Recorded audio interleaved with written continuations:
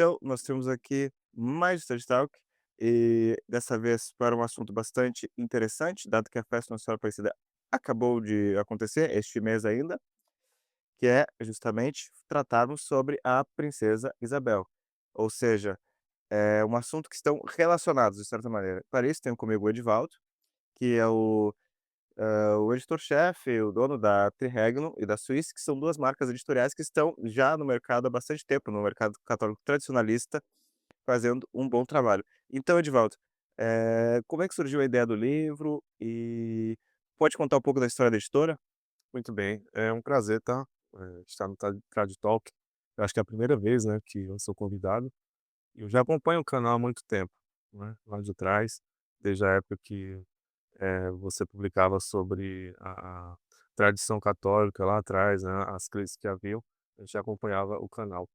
Então, a ideia da editora, ela surgiu lá atrás, há 10 anos atrás, quando houve uma necessidade muito grande de publicações. Em 2014, 2015, o número de livros lançados pela tradição católica era extremamente escasso. E um dos gargalos principais era com relação ao modelo de publicação, porque as editoras geralmente exigiam uma tiragem um pouco maior e esse volume, na época, representava um bom gasto financeiro para a gente fazer uma aposta no lançamento de um livro e tornar um título viável, né. E a partir disso eu procurei alternativas para poder fazer a publicação da obra de forma que fosse mais barato e, acessível para nós da tradição podemos lançar, títulos, de forma mais, rápida e mais econômica. E aí surgiu o POD, que é esse modelo de publicação em que cada livro é impresso um a um. Eu posso fazer pequenas tiragens, posso imprimir um único livro, né, e isso viabilizou tudo que é publicação que a gente pôde fazer depois. Resgatando títulos que muitas vezes estavam há 80, 100 anos, fora de circulação. Eu fui, no Brasil, um dos primeiros clientes e talvez a primeira editora católica, a Trirengo foi, que adotou esse modelo de POD aqui no Brasil. E já são 10 anos que a gente está publicando, graças a Deus são quase 50 livros que lançamos, né. A nossa publicação, nosso ritmo é mais lento, porque é uma empresa familiar, e a gente faz bem lentamente para tentar entregar uma coisa um material de maior qualidade, tá. Com relação ao título, Pedro Calmon, eu já conhecia ele através de algumas obras que ele havia publicado, eh, dentre as 50, 60 obras que ele publicou. Eu conheci Os Segredos e Revelações da História do Brasil, que ele publicou junto com Gustavo Barroso, e é uma obra de máxima qualidade, né. O Gustavo Barroso escreveu o primeiro volume e, salvo engano, os outros 3 foram escritos por ele. E aí sempre me ficou na cabeça. Também tem uma outra coleção que foi lançada eu penso que foi pela Eclésia, né, que é a História do Brasil, que também, assim, é uma obra muito Do Pedro parruda. Camões. Pedro Camus. É uma obra muito parruda, uma obra que tem um lastro muito forte na tradição historiográfica brasileira. Tanto mais que ele foi ajudado pelo Gustavo Barroso para poder fazer essa obra, assim como Segredos e Revelações da História do Brasil. Então eu já conhecia a figura tarimbada do Pedro Calmon, que é um grande historiador, e fez carreira aqui no Rio de Janeiro, foi advogado, foi jurista, também foi Ministério da Educação aqui do Brasil, durante vários mandatos, né. E conhecendo essa figura, eu ouvi falar em uma entrevista que foi dada pelo professor Rafael Tonon, na no canal do Marcelo Andrade, né, da Caravelas Podcast. Eu ouvi falar a respeito de uma obra fora de circulação, que tangenciava a vida da princesa Isabel. Eu fiquei curioso, porque conhecendo a história da monarquia, a gente sempre está buscando títulos novos que possam alimentar uma maior compreensão, principalmente sobre a queda da monarquia. E foi nesse sentido que eu busquei o livro, vi que era um livro que, assim, maravilhoso, né, um título único no Brasil, principalmente pelo uso de fontes primárias que ele fez. E aí a gente solicitou, a editora solicitou autorização aos detentores dos direitos autorais, a gente recebeu essa autorização e fizemos de 2024 até agora um trabalho aí quase um ano de edição, para entregar um livro de qualidade, um livro que espelhasse a grandeza da pesquisa que ele realizou e também da Princesa Isabel. Perfeito. Então, na realidade, a questão seria a seguinte, porque você já disse que a editora, como nós bem sabemos, é uma editora familiar, pequena e tudo mais, então não tem como seguir fazendo, lançamentos tão agressivos quanto alguns até desejariam, não é? E eu acho isso inclusive bom, porque se nós formos ver, eu diria que na maioria das vezes no Brasil, você comprar uma pré-venda é sempre comprar o pior. Digamos assim, né, no sentido que uma pré-venda, na maioria dos casos, as pessoas não as editoras não conseguem bater os prazos, elas atrasam sempre, e como sempre tem prazos, metas, o fato de ser corrido, para viabilizar a liquidez de um lançamento, ou seja, para sair do break-even, para você conseguir ter algum lucro e tudo mais, né, faz com que, de fato, as primeiras edições acabem sendo as mais corridas, enquanto as mais posteriores, quando o trabalho já foi feito de tradução ou de diagramação, etcétera, que seja só dar uns reparos e tudo mais, normalmente são as melhores, É, a pré-venda é uma solução bastante brasileira para esse problema que eu relatei lá no começo, né, que é falta de que é a capital falta de também. capital para investir. Então, assim, é a faca de 2 gumes, porque, por um lado, há essa necessidade de um adensamento das publicações a respeito da nossa história, a respeito da nossa religião, mas, por outro lado, falta capital. E aí é uma briga interna nas editoras, né, se vai, conseguir fazer uma campanha, se vai lançar, porque não deixa de ser um risco, né, e também se decidem investir e apostar naquele título sem antever a quantidade de E vendas. isso também faz com que muitos títulos no Brasil acabem sendo sempre batidos, porque eles são os mais certos de liquidez imediata, não é? Porque não É. tem tanta então a possibilidade de resgatar obras mais antigas, ela acaba, de certo modo, ficando restrita, justamente porque as editoras têm que visar aquilo que é mais de imediata liquidez. Sim, Em sim. contrapartida A segurança é muito maior você pegar um título antigo, né, já consagrado, mas fora de circulação e você republicar ele, relançar ele. A sim. segurança é muito maior. Mas por outro lado isso te limita porque, o melhor seria você buscar traduções de obras que sejam, emblemáticas lá fora, né. Você trazer essas novidades para o Brasil. Mas Não, mesmo as reedições eu acho muito boas, é isso que eu tô dizendo. Porque, por exemplo, o que eu vejo é que tem muitas editoras que elas pegam literalmente os mesmos títulos e só trocam a capa, no sentido que eles sabem que tudo ali é uma há um liquidez trabalho, né, por trás. garantida, não há um grande trabalho eu acho bom de uma editora familiar é que pelo menos ela possibilita, e através também do pod, fazer lançamentos e resgatar títulos que de fato, eu vejo que a maioria das editoras do Brasil não teriam nenhum interesse realmente de resgatá-los. Até o livro do Pedro Calmon, apesar de consagrado, não vejo muitas editoras que fariam esse trabalho, né. Então, por trás de lançamento, qual foi o esforço empregado? Agora que nós estamos falando de adensamento e de coisas nesse sentido. Olha, para começo, nós conseguimos fazer a digitalização e a correção do arquivo impresso. Só que foi necessário um trabalho de redação de notas e revisão de notas, assim como de transliteração, de tradução de trechos, porque Pedro Calmon, assim como outros autores, eles vão citar em francês, em inglês, né, livremente, sem colocar tradução nessa época. Uma vez que a elite culta do Brasil Supostamente saber falar todos os idiomas. sabia francês, espanhol, inglês, então eles citavam, assim, livremente. Quando nós passamos ali pela metade do trabalho, a gente percebeu que ia ficar impossível a leitura, porque tinha trechos, assim, de 2 páginas de citação em francês. Então, para o brasileiro comum, ficaria inviável a leitura. Então foi necessário fazer todo um trabalho de tradução que resultou em 600 notas de rodapé, quase 600, 594 notas de rodapé. E isso foi uma segunda edição, uma vez que a primeira a gente já tinha feito toda a correção, né, já tinha diagramado aproximadamente com o resultado que a gente queria, mas esse trabalho final realmente tomou muito, muito tempo. Foi um trabalho bem chato e, assim, o resultado foi satisfatório, mas talvez ainda haja uma gralha ou outra que possa ser corrigida numa segunda edição, apesar que não haverá segunda edição, né. Ah, poderia mencionar isso, inclusive, Não haverá. a respeito antes de entrarmos no próximo tópico, seria interessante mencionar o porquê não haverá uma segunda edição. Então, quando nós conseguimos os direitos autorais, por uma questão cultural, a gente formatou esse livro para que ele fosse um lançamento único.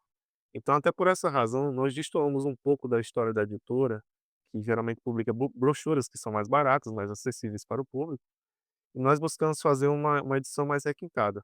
Tanto é que você tem guardas personalizadas, você tem a capa dura, você tem o papel pólen natural. E foi uma edição, assim, que a gente pensou em fazer uma coisa única para entregar o melhor e, ao mesmo tempo, deixar uma exclusividade para que ficasse como um trabalho, né, um trabalho que nós fizemos na história da editora. Então, por essa razão, nós vamos imprimir uma tiragem de uma centena de exemplares e não haverá reimpressões, nem haverá possibilidade de reedição, até pelo contrato que a gente travou com os detentores, limitando esse número de livros para a tiragem atual. E agora entrando, apesar de ter dito pincelando, né, porém quem mais especificamente foi o Pedro Calmon? A Pedro Calmon, ele era baiano, né, é um jurista, ele começou a carreira dele aqui no Rio de Janeiro, assim, fez o curso, salvo engano, na Bahia, em Salvador. É de uma família famosa, importante, né, uma família que tem bastante envolvimento com o mundo jurídico, né, ele era advogado. E quando ele veio ao Rio de Janeiro, ele trabalhou em alguns setores públicos e também fez carreira, universitária no Rio de Janeiro. Então foi nesse meio universitário que ele conheceu o Gustavo Barroso e algumas outras mentes de proa que acabaram influenciando ele, conforme inclusive o próprio Gustavo Barroso fala na sua apresentação, na apresentação que ele faz na recepção do Pedro Calmon na Academia Brasileira de Letras. Assim, é um texto fantástico, né. O Gustavo Barroso faz uma descrição muito interessante a respeito do passado do Pedro Calmon no Rio de Janeiro. Uma nota biográfica realmente que mostra que foi uma coisa de formiguinha. O Pedro Calmon, ele batalhou muito, né, e com o conhecimento que ele tinha, com a capacidade que ele tinha, ele acabou dentro do Arquivo Nacional fazendo carreira e também alcançou, foi laureado, né, pela Academia Brasileira de Letras e foi reconhecido pelo governo mediante os cargos que foram oferecidos a ele, como de secretário não, ministro da Educação do Brasil. Ah, excepcional. Isso também faz um grande contraste com os ministros da educação brasileira Com recentes. certeza, não, com certeza. É, nosso ministro da Educação era Pedro Calmon, né. Você pega hoje, quem é o nosso ministro da Educação? Nem sabe. Eu Assim, nem sei.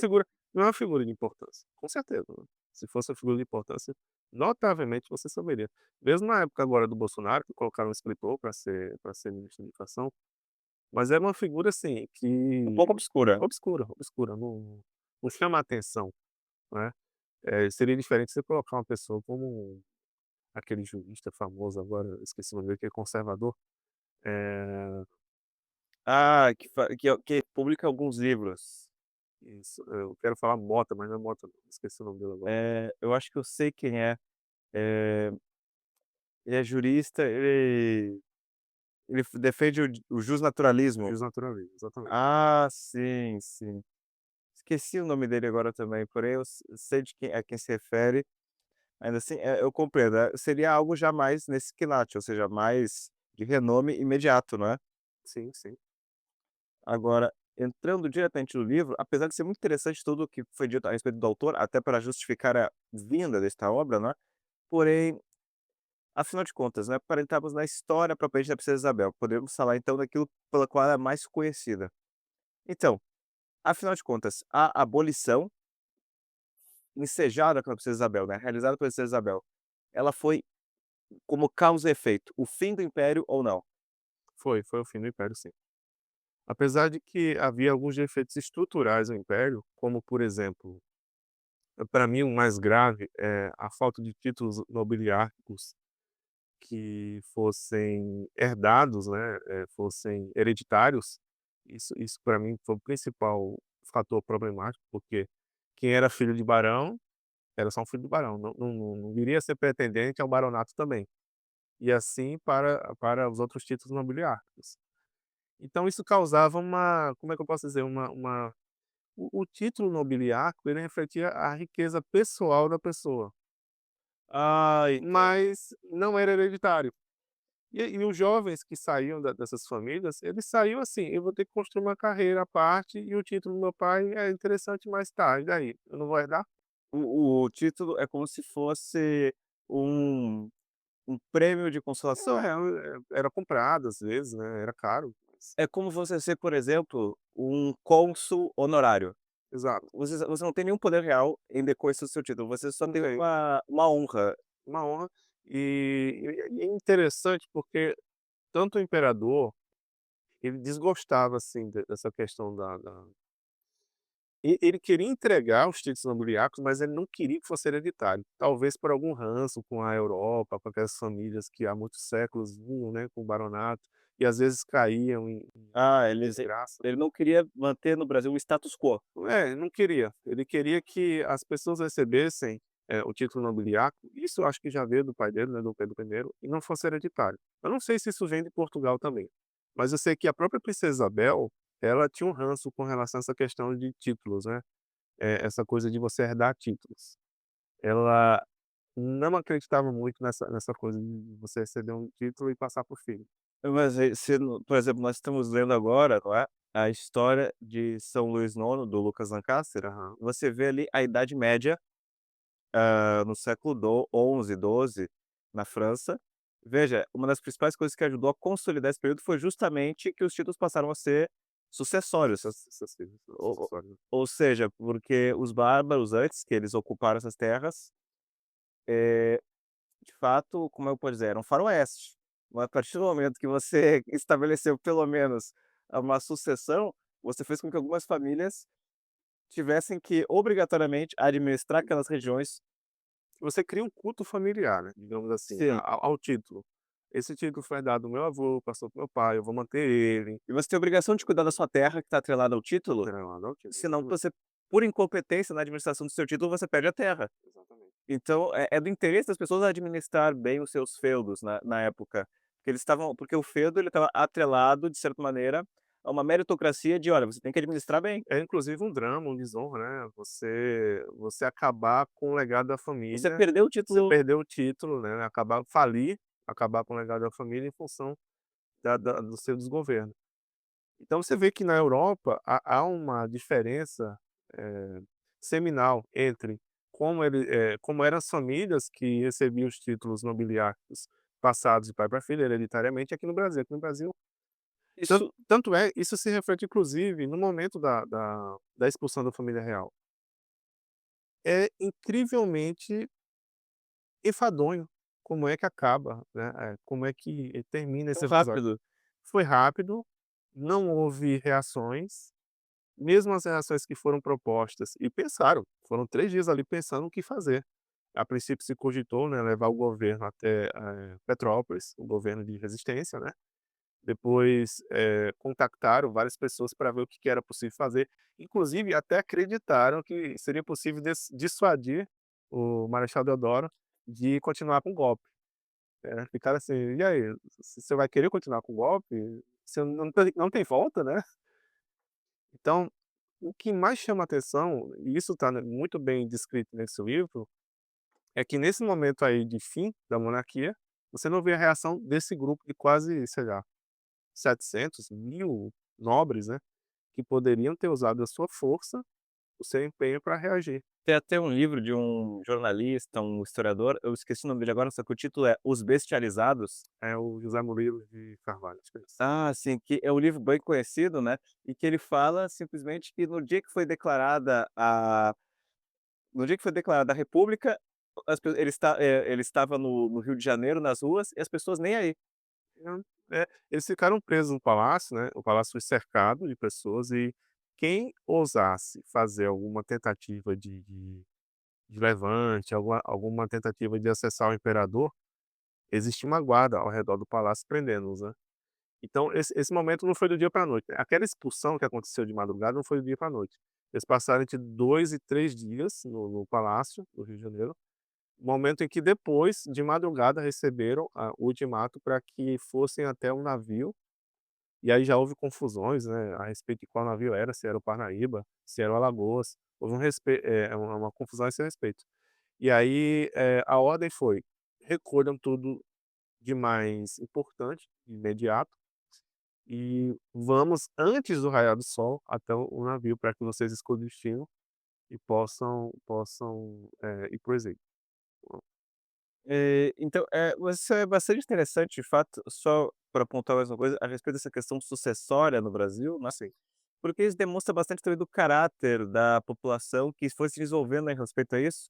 Porque, por exemplo, nós tivemos as capitanias hereditárias, né, sim, que deixaram uma marca profunda no Brasil a respeito da dificuldade em discernir a propriedade privada da propriedade pública. sim. Na medida mesma em que podemos até dizer que, sobretudo no Nordeste, nessa época começou a se consolidar o sistema de coronéis. Sim. O coronelismo é uma instituição, salvo engano, já do século XIX. Eu posso estar errado. Não, assim, eu digo, de certo modo tem uma pré-história do Não, com coronelismo ali. certeza, né, os chefes locais mais fortes, armados, quem administrava, por causa da dificuldade da coroa em conseguir colonizar, em efetivar a colonização com pessoas, com autoridades, né. E e talvez os títulos ajudariam muito nesse sentido, né. Claro, porque o poder ele seria pelo menos dividido. E enquanto que o que nós tivemos durante séculos no Brasil, você pode pegar até mesmo essas famílias que vieram no Brasil nessa época para as capitanias hereditárias, uma delas, por exemplo, é a família do Collor, que ficou dona do Sim, sim. Alagoas, tem a família do Sarney, Tem a família de Sarney, sim. ou seja, você vê que a maioria, ou seja, o poder ele foi se consolidando a cada geração. Pra você ver como isso é forte, né, e como é que seria importante justamente Ter os ter os títulos. títulos hereditários. Não, eu digo não, quando as pessoas falam de Rockefeller, Rothschild, dos Soros, das grandes famílias, você São pode olhar para o Brasil, a gente tem a nossa versão tupiniquim com também. certeza, são com certeza. E eles valorizam muito essa questão sucessória. As famílias deles são famílias geralmente grandes, são famílias muito bem estruturadas, né. Claro, A destruição da família é para os outros, para eles não, para eles, né, a elite tem que estar muito bem composta ali, todo mundo a escadinha de filhos, né, imagina tudo se casar bonitinho. com alguém que não seja do seu nível social. Não, não, isso não é cogitado.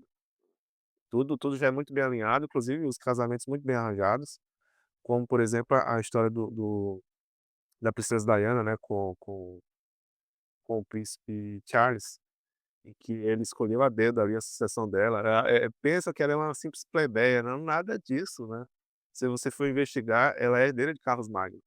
Ele escolheu a dedo ali, ele foi atrás na questão sucessória dela para poder gerar herdeiros para a coroa britânica, legitimando a família Windsor, né, que vem de uma confusão lá de trás, né, com os reis ingleses, que gerou uma sucessão que é dita como ilegítima, né. Então, para legitimar, o que que ele faz? Ele casa com a princesa Diana, pensando que ela é herdeira de Carlos Magno. É, se a gente for ver, por exemplo, o próprio, As elites cuidam muito bem disso, fora de dúvida. claro, a gente pode isso até vamos pegar, por exemplo, o próprio Luís VIII, que ele se casou justamente com a Branca de Castela. Porque a Branca de Castelo era descendente de Carlos Magno. Pegando a Com linhagem certeza. dela, então ele conseguia legitimar a casa dos Capetos, porque ele também teria então uma ascendência de Carlos Magno novamente. Não, e não está errado, é isso mesmo, né. É é certo haver essa distinção de famílias entre uma elite, a as famílias comuns, é correto acontecer isso.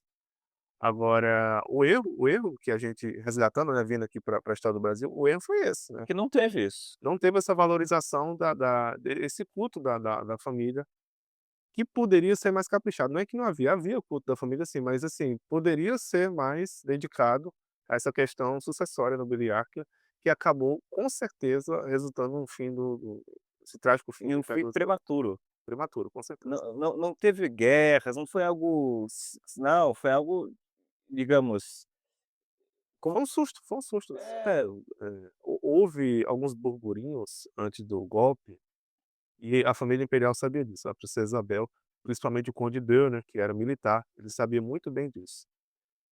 O primeiro episódio, assim, que antecipa essa foram vários episódios que geraram essa quebra da confiança na monarquia. Mas o episódio que talvez ficou mais famoso envolvendo a princesa Isabel, que era a herdeira da coroa, foi quando o conde Dan, ele estava participando de uma aula lá no clube militar, eu acho que foi isso, e um professor falou mal da família Capetinga com relação à noite de São Bartolomeu.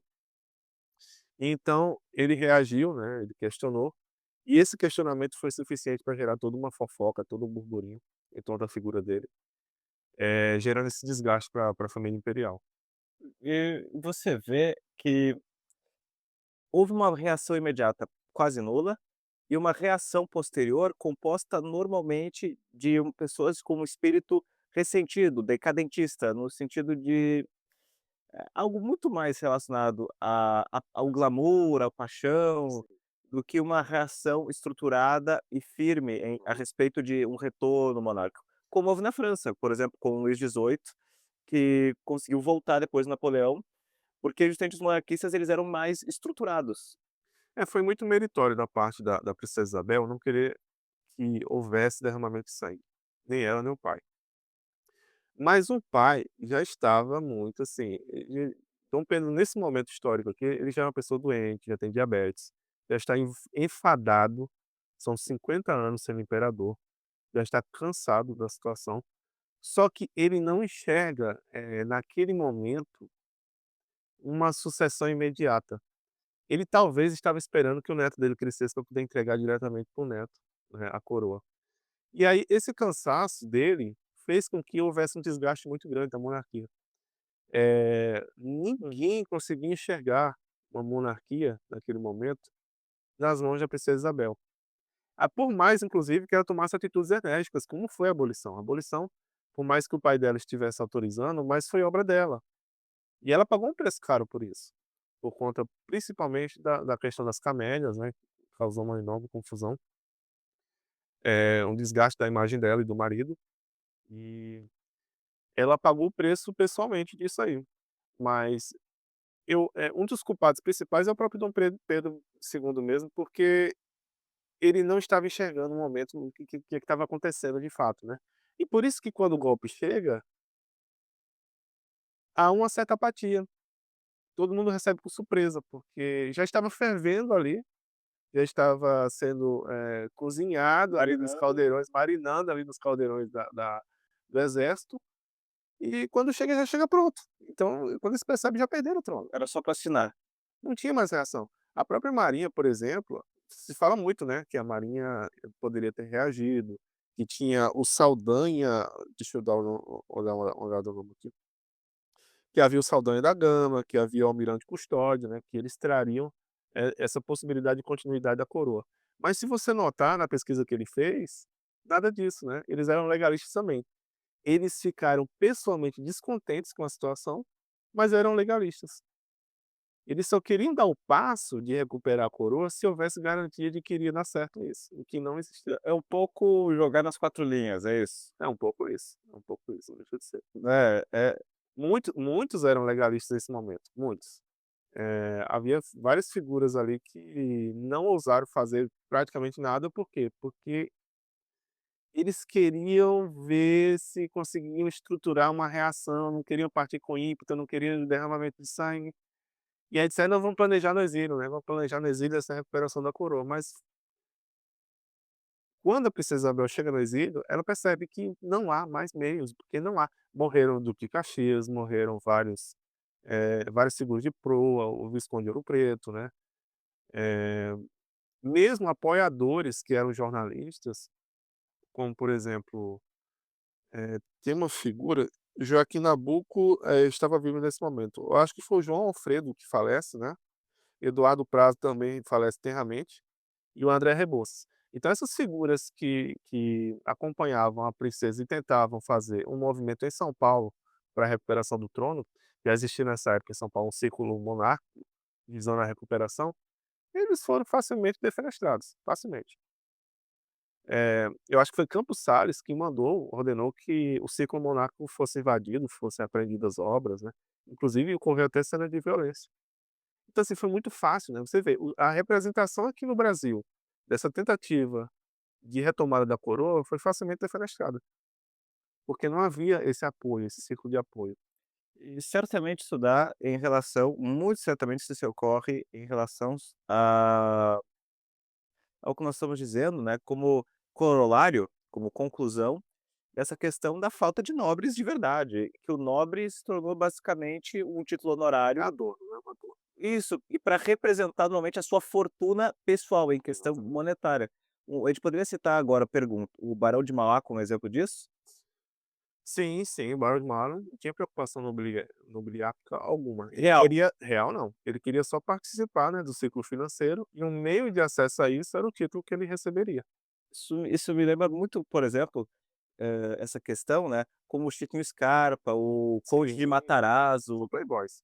A palavra Isso. é essa, a palavra é essa. Aquele, por exemplo, o Gimli, Ele eles tinham um título, eles buscavam ter um título.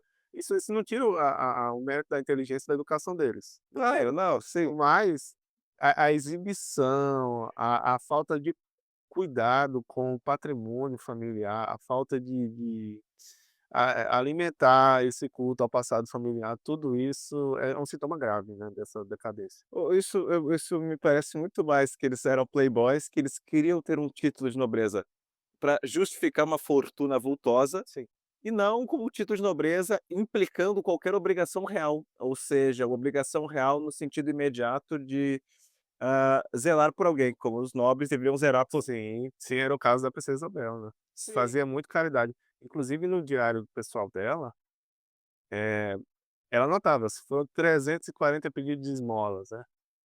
Fiz tal despacho hoje. Então ela via no programa dela, ela usava o título nobiliárquico dela para fazer a caridade, né, pra refletir também a grandeza da igreja, ajudava as obras de caridade da igreja, frequentava muito as missas, né, as procissões. Ela tinha um interesse em não se autopromover, mas em continuar a descendência dos Bragança. E Interesse dela. exatamente isso que eu vejo então, nesse problema que houve então no Brasil, dessa questão sucessória, porque de fato nós não tivemos uma nobreza enraizada, Não, como na Europa, e pelo contrário, o que muito se fez foi, que pessoas individuais tomassem um controle de territórios, de estados, não agindo como servidores públicos, mas agindo como empresas privadas, interesses pessoais, né. com interesses pessoais escusos, que, por alguma razão, elas não atuam com o poder público, mas querem ser respeitadas como o poder público. Isso, exatamente. Olha, você quer ver a importância desse descolamento com relação à exibição que um título pode trazer? A figura do Duque de Caxias, a gente sabe muito bem que ela foi uma figura que sustentou o império junto a Dom Pedro II durante muito tempo. Quando ele falece, parece que a coisa se acelera, esse final, porque a monarquia tinha nele uma pessoa de altíssima confiança no exército, e você vê que é uma figura que não está por aí, falando: "Eu sou duque, né, sou um dos 4 duques do Brasil apenas, vou fazer um festaço aqui na minha casa, vamos fazer uma exibição de meu título nobiliário". Não era isso. Ele recebeu a titulação dele em retribuição à glória militar que ele teve. Ele não fazia exibição disso. Então, foi muito importante essa figura para que o império chegasse até 1880. Porque, com certeza, se não tivesse essa figura pacificadora, que inclusive atuou no julgamento de Dom Vital, né, foi ele que dissuadiu o imperador a continuar a punição dos bispos. Se não tivesse essa figura, que era um duque, com certeza o império teria caído muito antes, muito antes. É isso, isso daí, só para concluir aqui, isso porque a gente vê que não é um poder centralizador no sentido absolutista, o que houve na Europa, pelo menos pela maior parte do tempo. O que aconteceu foram poderes reguladores intermediários, que eram os nobres, por exemplo, e o rei. Ou seja, o rei ele não poderia ser um déspota, nem um tirano, porque se ele ofendesse os poderes intermediários que estavam regulando o seu próprio poder, ocorreria então que ele seria removido, seria destituído do seu cargo. Não deixou de ser o caso do Dom Pedro II, porque no caso dele, a interferência não foi diretamente com os nobres, mas foi com a igreja, né. Sim, O controle que ele tinha com relação à igreja era péssimo. era péssimo, péssimo. Tanto que Leão As XIII santas religiosas, né, sofreram muito em função disso, muito. Os franciscanos quase desapareceram do Brasil. tanto que Quando Leão XIII ele publica uma carta de comemoração pelo fim da monarquia brasileira. tem uma história relacionada a isso aí, né. Eu soube que, inclusive, quando foi eleito o novo arcebispo do Rio de Janeiro, que era monarquista, ele foi até o Vaticano e um dos cuidados que Leão XIII teve foi de relembrá-lo de sua de sua atuação como arcebispo, né, tentar se afastar um pouco da cena política, porque a república estava dando liberdades para a igreja. Sim. Eu acho que eu não sei se é o Joaquim Nabuco, algum desses juristas, ele fala que o Estado laico favoreceu a igreja, no sentido. Sim, sim, mas foi verdade mesmo, foi verdade. É a péssima verdade, mas foi. Sim, porque quando você tinha o Estado confessional, você tinha mesmo a querela das investiduras que houve na Europa diversas vezes, Não intermitentes. não que a igreja tenha, digamos assim, melhorado estruturalmente a situação. Não, Não é essa a questão. A questão é que ela tinha uma liberdade maior, por exemplo, de ter os bispos indicados, os arcebispos indicados por Roma, sem precisar da validação do rei, né, do imperador.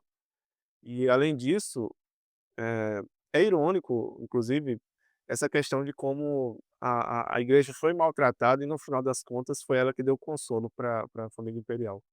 Porque a rosa de ouro que foi entregue à princesa Isabel foi a centésima quinquagésima sexta condecorada, acho que foi isso. 157 a posição dela, 156. Essa rosa de ouro, essa titulação que foi dada pela Santa Sé para ela, foi entregue pelas mãos de Dom Macedo Costa, que havia sido punido pelo pai dela, né, pelo imperador Dom Pedro II. tinha um dos bispos mais perseguidos, junto a Dom Vital. Exatamente. Então é irônico isso, né, como é que a igreja foi maltratada, mas no final das contas ela saiu vitoriosa e não apenas isso, mas também, eh, a própria família imperial verá que foi um erro mais tarde. A princesa vai reconhecer que a a as ações que o pai fez acabaram causando esse alinhamento da monarquia com relação à população e com relação à igreja, né. A monarquia fica isolada, digamos assim. Não há, que eu saiba, reações do clero quando há o golpe, não há. Claro, porque na realidade, por exemplo, os franciscanos, né, a maioria dos monges, na época que a monarquia brasileira acabou, eram octogenários. Exato. Ou seja, octogenários, nonagenários, já eram porque justamente foi proibido no Brasil a entrada de novos noviços. Sim, sim. Eles ficaram até o período ali, praticamente final da monarquia sem poder receber novos noviços, porque havia uma proibição, um interdito, né, para que houvesse, o ingresso de novos religiosos.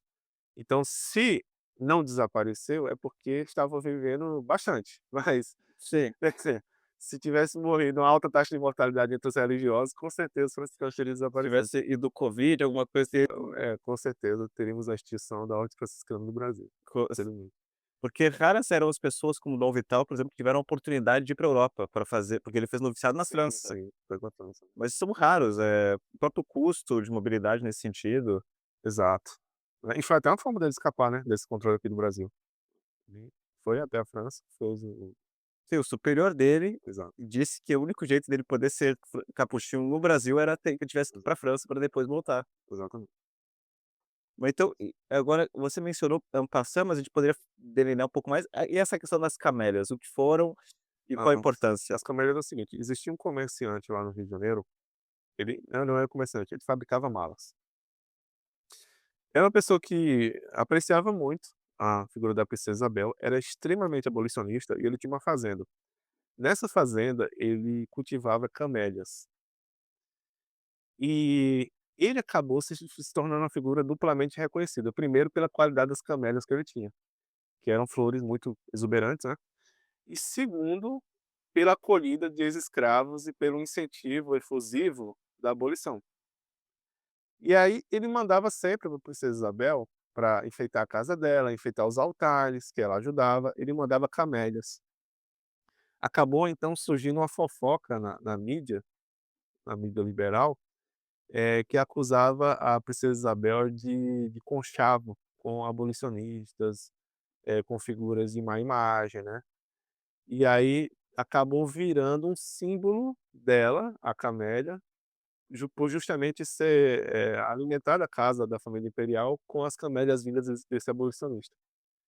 Pode parecer pouca coisa, né, mas isso vai acontecer várias vezes, né. Pequenas fofocas vão criar, assim, uma degradação à família imperial que vai resultar num desgaste enorme, enorme. Cada um desses pequenos fatos, por exemplo, o Conde d'Eu foi acusado de ser dono de cortiço no Rio de Janeiro. É coisa assim, é bizarra, né. Porque ele tinha investimentos pessoais, uma vez que o pai dele, salvo engano, o duque de Nemours, ele mandava alguns rendimentos para o filho, tinha questão de herança, né.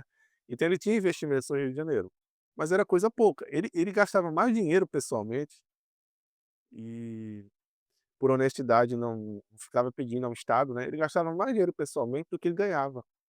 Então, mas ainda assim ele tinha investimentos no Rio de Janeiro e começaram a levantar, questionamentos sobre ele. Ele uma vez tentou fazer algumas habitações populares, Ah, ah, e daí justifica os cortiços. aí tanto justificou os cortiços, como também estavam, considerando que ele seria usurário, né. E estava tentando passar um golpe ali, vendendo casa barata, fazendo usura. Não, mas assim, são vários fofocas, vários, vários. Eu acho que das penas mais pesadas, a nível pessoal, da princesa Isabel, uma das maiores dores que ela teve que suportar foi isso. Foi ter de aturar tanta fofoca, né, porque, a corte do Rio de Janeiro tinha alguns méritos, mas o demérito principal era essa, a fofoca devassava tudo. Era uma coisa, assim, incrível o que que eles conseguiam fazer. Tanto mais com o apoio de uma mídia que não era controlada pelo governo, né. Eh, Dom Pedro II tinha essa ideia liberal de dar liberdade à mídia completa, porque a verdade apareceria por si só, a mentira cairia, né. Mas tudo isso foi um verdadeiro barril de pólvora que implodiu mais tarde a a família imperial, a sucessão monárquica, em função desse descontrole que ele dava, essa liberdade que na verdade descontrole que ele dava à imprensa aqui no Brasil. Claro, é porque na verdade o Dom Pedro II ele tinha várias ideias iluministas. Sim, com certeza. E o Conde Dano não deixa também de ter alguma coisinha assim, né. Tem uma cena que eu não vou falar aqui, quem lerá o livro vai descobrir, mas é arrasador, né, a informação que ele dá, que ele colheu de fontes Seguras. seguras, fontes primeiras, né, a respeito de um quadro que havia na sala dele, assim. Inimaginável um quadro desse numa sala de uma pessoa católica. Mas enfim, né, esse liberalismo entrou, né, entrou nas casas, nas cortes, e acabou sendo o germe que iria provocar a queda, a ruptura com a tradição. Fazendo um paralelo, isso é a mesma coisa que aconteceu justamente em que a maçonaria se valeu dos nobres para destronar a igreja e depois, quando não precisava mais deles, destronou os nobres também. Faz. A maçonaria tramou muito, né, contra a família imperial, muito, muito. Principalmente a figura do Barão do Rio Branco. E o que é curioso é como havia uma certa inocência da família imperial com relação a isso. Porque Dom Pedro II considerava o Barão do Rio Branco como um amigo pessoal dele, né. Não, a pessoa mais extraordinária que eu conheci, um amigo, nossa, fantástico. Quando você vê aqui no livro, quando você lê, Os diários do Barão do Rio Branco. ele tá as ações dele não são ações simplesmente políticas, ele está sempre visando, assim, arrancar um pedaço da coroa até desfarelar ela por completo. Cada ação dele. Tanto é, inclusive, que não é uma figura rejeitada pela república. Você pegar a sua moeda de 50 centavos, qual é a face que está lá estampada? Barão do Rio Branco. Por quê? Né. Porque é uma figura que agradava também a república, né. Alguns inimigos, havia vários desses inimigos lá, instalados junto ao império. E eles não percebiam isso, assim. Mesmo mais tarde, a gente vai ver que algumas figuras bem questionáveis permaneceram com amizade com a família imperial. Não que, a questão política seja um determinante da questão da amizade, né, não é isso. Não deve ser assim. Mas, a gente vê um mau caratismo em alguns nobres desses que permaneceram amigos de Dom Pedro II. O próprio Rui Barbosa, por exemplo, tem uma cena que é lamentável ali. Ele era extremamente crítico com relação à família imperial. Foi um dos fatores que minaram muito a glória da família imperial. E uma vez que ele era membro da Academia Brasileira de Letras, o filho da princesa Isabel tentou se aventurar na área literária e chegou a mandar cartas para o Rui Barbosa, que era inimigo da família imperial, né. Chegou a mandar cartas pedindo para que ele desse o voto, né, que era uma figura que ele admirava bastante, né. Então havia essa inocência, né, que Co é bom como católico, mas assim, valeu o preço da coroa. Infelizmente eles perderam a coroa. Estava nas nuvens. É, infelizmente é inconcebível, né, como é que a pessoa passa 30 anos condenando a monarquia, como era o caso do Rui Barbosa, 30, 40 anos de desserviço da monarquia, e no final das contas o neto do imperador vai lá e escreve uma carta pedindo a ele um voto dele para que ele possa, talvez, chegar à Academia Brasileira de Letras. E quem eram os esteios do império? Apesar que já foi mais ou menos dito, porém, quem que sustentava o império? Havia algumas figuras, como o Visconde de Ouro Preto, eh, o Duque de Caxias, né, foram figuras, assim, que deram um sustentáculo ao império, que a partir do momento em que eles se tornam ausentes, assim, o sustento da monarquia fica muito difícil. Porque eles exerciam real controle sobre a área de cada um, né. Na área militar você tem o Duque de Caxias, nos gabinetes, na área política você tinha o Visconde do Ouro Preto. Então essas figuras realmente você vai perceber que são muito citados aqui por Pedro Calmon, porque de fato são esteios da monarquia.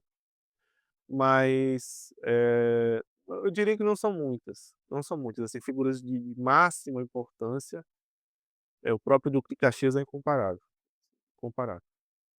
Tem as outras figuras mais perto do Duque de Caxias são marginais. E não são muitos, não. Eu posso, fazer uma lista aqui de dez pessoas que poderiam, a gente poderia dizer que era o esteio da monarquia aqui no Brasil. E que logo quando morreram, essa sobrevida acabou. Acabou, acabou.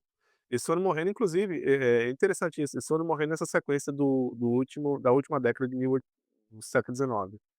Entre 1890 e 1900, morreram muitos, muitos. E isso vai dar um desalento na Princesa Isabel, porque a Princesa Isabel vai viver até 1920. Ela morre em 1921 e o marido morre em 22. Então, assim, não havia mais chance, né, não havia mais chance de recuperação. E apenas quando não há mais chance de recuperação da coroa, e isso já vinha de muito tempo, é que o presidente Epitácio Pessoa, que havia conhecido eles lá na Europa, ele vai dar a liberdade para que eles retornem ao Brasil. Eles deixam o exílio e retornam ao Brasil. Não havia mais chance nenhuma de retorno à monarquia. Não havia um ciclo de apoio, não havia educação do povo com relação a essa altíssima dignidade, né, a da família imperial. Infelizmente, nós somos vítimas da inércia, né, digamos assim. E então se tornaram mais ou menos figuras históricas, não é? Sim, A gente tem o herdeiro do via como trono, uma figura simpática, a Princesa Isabel. a gente tem o Quando herdeiro eu do não, quando trono, eu era francesa, então sim, eu digo, a gente tinha o herdeiro do trono imperial e que vem, por exemplo, Dom Bertin, ele discursa agora no plenário, no senado. é. Isso significa que é porque na realidade a república não teme em nada um retorno monárquico, em nada. Por isso que eles podem ficar no sentido de Não, o próprio príncipe imperial, por exemplo, está lá na Câmara dos Deputados, como deputado federal. O que que é isso, né? É indo exatamente. participar da maçonaria, né, mas o que que é isso? É porque Que sinal ele dá quando ele está discursando no plenário da Câmara dos Deputados, né? tá dando autoridade para o lugar que ele está. Exato, está legitimando. É, Ele usa o título dele para um enfeite, né, para demonstrar a presença da família imperial lá, mas e daí? Participar do poder é legitimar o poder, com certeza, sobretudo o jogo de poder. com certeza. Hum, Participar da democracia é legitimar a democracia. sim, é dizer que o poder vem do povo. Mas você votou, né. "Ah, tá ruim", não, mas você votou, você participou e você legitimou a democracia. E agora, só como já tocou no assunto, né, e a figura como descrever a figura do Condé? O Condé, ele era extremamente educado, vinha de uma família nobre francesa, bastante nobreza, família dele. O duque de Saxe, salvo engano, era o pai dele. E era uma família que, embora tivesse laços com o Luiz Felipe, com o rei Luiz Felipe da França, que era uma dinastia que havia ocupado o trono após a Revolução Francesa, não é isso? Que é o Philippe Égalité. Égalité, exatamente. Embora tivesse laço com eles, mas a descendência da família dele vinha lá de trás, vinha dos Capetinhos, né. Então é uma família muito destacada na França. Que é a família dos Capetinhos, no caso, é a família de Luís VIII, é a família também do Felipe, que é o pai do Luís VIII, que no caso, deu início justamente a uma nova porque a gente na França a gente teve os carolíngios, a gente teve os merovingios, os carolíngios e os capetingios, que é a família já de São Luís. Exato, exato. Muito São Luís. Além disso, o casamento com a princesa Isabel ocorre meio que por tabela, porque, em princípio, quem casaria primeiro seria o irmão dele, né, junto com a irmã da princesa Isabel. Então seriam cunhados, né, além de ser irmãos. Mas esse casamento ele foi querido pela princesa Isabel, assim, ela apreciou muito o jovem, porém, pelo fato de ser francês e pelo fato justamente de ter relações, a família dele, com o Luís, com o rei Luís, lá, Luís Felipe, acabou que gerou um ranço aqui no Brasil com a relação à figura dele. O sotaque afrancesado, as ações que ele tomava e rapidamente eram vítimas da fofoca, tudo isso fez com que a imagem dele ficasse muito ruim aqui no Brasil.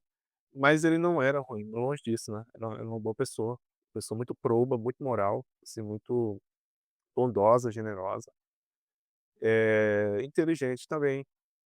Então, apesar de toda a fofoca que rolou, em torno dele, ainda assim ele não desgostava do Brasil, ele tinha saudades do Brasil. Ele enxergava, sintoma de decadência de forma muito estoica. Ele quase até não participava. Chegaram ao ponto, inclusive, quando a princesa Isabel, foi convocada para ser regente, chegaram ao ponto o gabinete de impedir que ele caminhasse junto com a princesa Isabel, tal tamanho ranço que tinha por ele, né.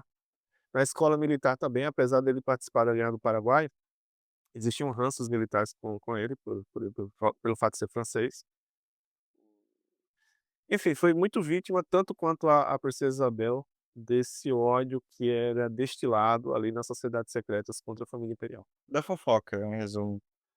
É, da fofoca, mas assim, ó, fofoca propositalmente lançada pelas sociedades secretas, com certeza, com certeza. Estavam por trás ali, tanto dos jornais como também, dos círculos de poder que cercavam a monarquia. E agora, apesar disso ter sido dito, porém, juntando, sobre as tentativas de restauração no Brasil e quem foram os restauracionistas, os líderes por trás dessas tentativas de restauração posterior? Nós tivemos o Joaquim Nabuco, o João Alfredo, que foi uma figura de importância, que é muito desconhecido, né, mas foi uma figura de máxima importância naquele período imperial. Eh, o almirante Custódio de Melo e Saldanha da Gama, que pertenciam à marinha, eles não estavam tão, fechados com a família real para fazer esse retorno, mas tinha o apoio da marinha também. E além disso, você tem Eduardo Prado com a pena de escritor, André Rebouças também, e o Eduardo Prado é incrível, né, os livros dele, assim, ridicularizam de uma forma a república que é uma coisa, assim, brilhante, brilhante. Era uma pessoa de extrema, era uma mente muito aguda, né, tinha uma percepção, uma perspicácia e um conhecimento histórico fantástico, assim, e especialmente nos Estados Unidos. Então quando começaram a tentar macaquear aqui no Brasil a República dos Estados Unidos da América, ele caiu em cima com vários lançamentos de livros que inclusive foram muito perseguidos, livros, né, foram apreendidos, queimados, né, desapareceram com os livros dele. Era uma figura da monarquia. Então são esses que estão por trás da tentativa de restauração. Eles estão sempre em constante contato com a princesa Isabel, tentando ver meios de trazer de volta a monarquia para o Brasil, mas há uma certa reticência, principalmente por conta do filho que seria o pretendente, né, do trono, que ela achava que ainda não tinha maturidade suficiente para alcançar esse trono. Ela achava que o filho dela não tinha maturidade suficiente para recuperar.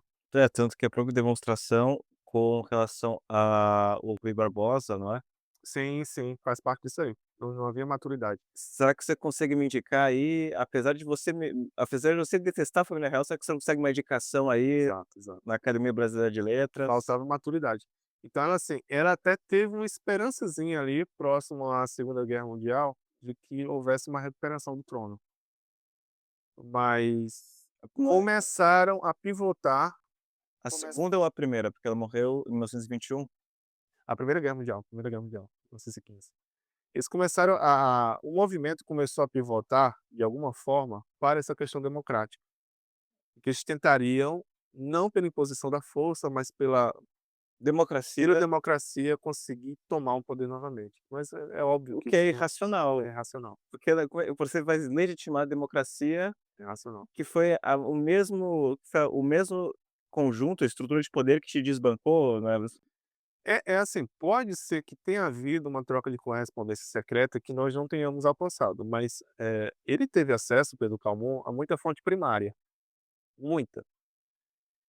E do diário da futura imperatriz, né, imperatriz que chegou a ser coroada, ele percebe isso, ele anota isso, que não havia um movimento contínuo, né. Houve alguns supetões, acho 2 ou 3 assim, momentos em que houve a possibilidade de vir até o Brasil e tentar uma campanha militar aqui no Brasil, mas assim, foi rapidamente a ideia abandonada. Até pela segurança do filho dela. Ela considerava muito essa questão, né. Até que ponto é seguro você tentar uma aventura aí, retomar o trono do Brasil e ser vítima dos militares.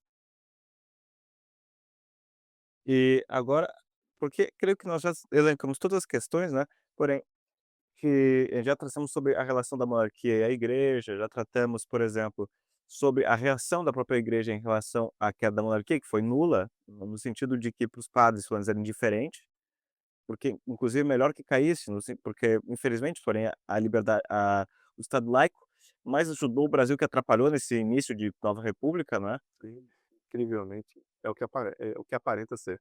Mas a pergunta que fica é, afinal, a princesa Isabel foi uma santa ou não?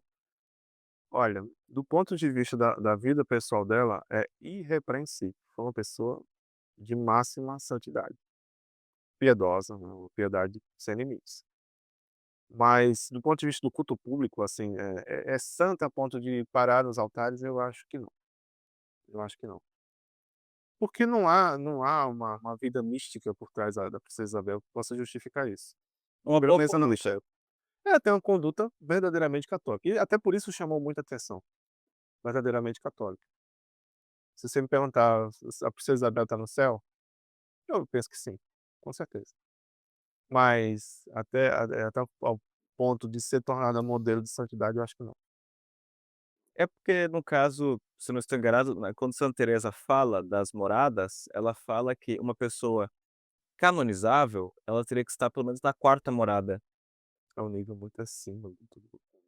É porque normalmente um católico que ele recebe os sacramentos, tem uma vida católica correta e morre até mesmo sem pecados, por assim dizer, não purgados, de modo que ele possa ir direto para o céu, ele estaria só na primeira morada.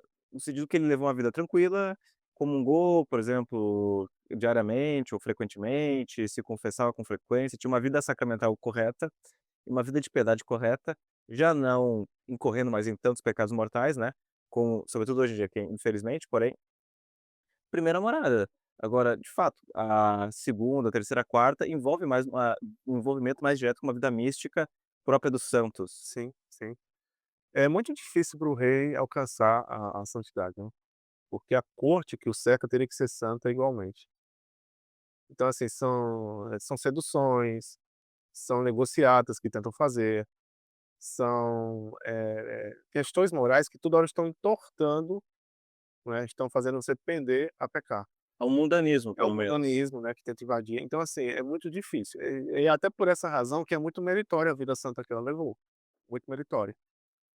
Eh, Foi incrível ela ter alcançado esse estado de santidade. Talvez até foi herança da mãe dela, porque o pai era extremamente rigorista nesse ponto, assim. Era católico, defendia a fé, mas dentro, de uma estrutura rígida que ele tinha construído na cabeça dele. A mãe não, a mãe tinha uma piedade mais espontânea, né, a Teresa Cristina. A imperatriz tinha uma piedade mais espontânea vinda da Itália, né, das Sicílias. Lembrando que as Sicílias acolheram o Papa Pio IX quando houve a revolução na Itália, então é um lugar catolicíssimo, né. Ela veio de lá e provavelmente conheceu a figura de Pio IX, figura, assim, fantástica, e trouxe, para o seio da família imperial esse catolicismo que até hoje perdura, né. A família imperial pode ter muitos efeitos, mas parte dela é católica, parte significativa dela é católica. E agora qual seria então um recado final condizente à apresentação que nós já conduzimos até agora? O recado é que adquira um livro, né, nós faremos o lançamento em breve, Qual o dia? Estamos cogitando para a primeira semana agora de novembro fazer o lançamento, né, talvez até um pouco antes. Esse vídeo quando for lançado certamente será naquele momento ali, né, naquele intervalo ali do lançamento. Mas recomendamos fortemente que comprem, porque é uma obra que foram mais de 84 anos sem publicações novas, uma obra do mais alto gabarito, e raramente a gente tem obras desse tipo sobre a família imperial, né. Um amigo meu até falou que leu a respeito da princesa Isabel, mas leu pela escrita de uma modernista, de uma historiadora comunista, e ele acreditava que ela realmente era santa, porque falam tão mal dela, a historiadora, que ele disse: "Não, tem que ter uma biografia melhor do que esse aqui, não é possível, né". E a gente está dando essa oportunidade com esse lançamento agora. Por isso a gente recomenda fortemente que garantam para suas casas, para o estudo da história de nossa princesa e da futura imperatriz que não foi, né, com uma obra segura, de um historiador que era monarquista, que era extremamente ligado aos nossos principais historiadores, como era o Gustavo Barroso. Vai tecer grandes elogios sobre a vida e a obra dele. Então, muito obrigado, João, por ter vindo aqui e excelente apresentação. Então, que todos que seriam interessados nesses assuntos, para ressuscitarmos um pouco mais a história obscura do Brasil, não é? Sim. Porque é de fato necessário um trabalho historiográfico novo, inteiramente novo, dado que todas as correntes historiográficas dominantes no Brasil não são boas, não são legítimas, É são um trabalho de reconstrução, realmente, é do zero. do zero. A gente está reconstruindo do zero tudo que foi perdido há 50 anos, 60 anos atrás. É, pelo menos. Então, muito obrigado, João, e por isso encerramos esse podcast por aqui. Salve Maria.